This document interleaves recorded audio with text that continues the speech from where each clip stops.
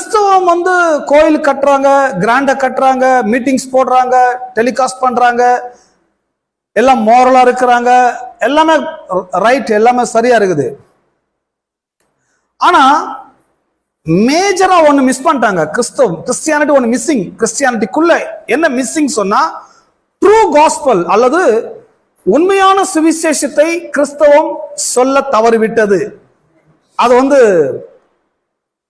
வேதத்தை சரியாக படிக்கிறவங்களுக்கு வழங்கினாது.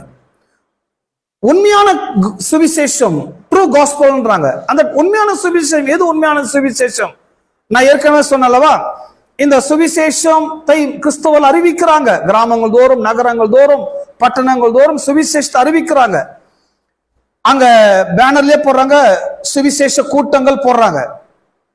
பட் ப்ராப்ளம் என்னன்னா, சுவிசேஷ கூட்டத்துக்கு போனதுனால நீங்க சுவிசேஷத்தை ட்ரூ காஸ்பலை கேட்டீங்கன்ற அர்த்தமே கிடையாது. உண்மையான சுவிசேஷம் என்ன சொல்லிட்டு வராங்க? இப்போ வரைக்கும் என்ன சொல்லிட்டு வராங்க, கடந்த நாட்கள் என்ன சொல்லிட்டு வந்தாங்க அப்படி சொன்னா, சில சொல்றாங்க நான் கடவுளுடைய சுவிசேஷனா இருக்கிறேன், கடவுளுடைய சுவிசேஷத்தை அறிவிக்கிறேன். என்ன பிரதர் சுவிசேஷம் அப்படி சொன்னா, வேற ஒண்ணும் இல்லை பிரதர், ஒரு காலகட்டத்தில் நான் ரொம்ப சிக்கா இருந்தேன், மரண படுக்கை வரைக்கும் போயிட்டேன், பிறகு டாக்டர்லாம் என்னை கைவிட்டாங்க, அதுக்கப்புறம் எங்க அம்மா ஒரு பொருத்தனை பண்ணி ஜெபம் பண்ணாங்க, ஒரு நாள் இயேசு என்னுடைய பெட்டுக்கே வந்தாரு, என்னை கரம் பிடித்து தூக்கிட்டாரு, அன்னைக்குலேருந்து நான் சுகமாயிட்டேன், என் வாழ்நாளெல்லாம் அவருக்காக வாழ போறேன் அப்படின்னு சொல்லி அவருக்காக நான் ஊழியம் செய்ய போறேன். நல்லது, அவருக்காக வாழ்றது, ஊழியம் செய்யறது நல்லது. ஆனா என்ன செய்ய போறீங்க, என்ன சொல்ல போறீங்க ரொம்ப முக்கியமானது அல்லவா?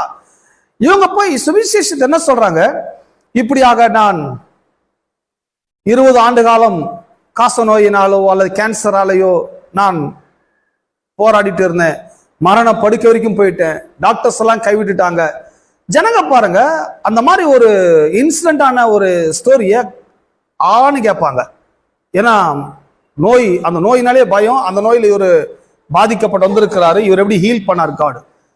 அப்புறம் இப்படியாக இருந்தேன், எங்க அம்மா போகாத கோயில் இல்ல, வேண்டாத சாமி இல்ல, பண்ணாத பொருத்தனை இல்ல, எல்லாம் சொல்லுவாங்க. இதெல்லாம் நடக்கிறதா இல்ல உலகத்துல. ஒரு நாள் ஒரு போதகர் வந்தார், எனக்காக ஜெபம் பண்ணினார், எங்க அம்மா போதகர்கிட்ட ஜெபம் பண்ணிட்டாங்க.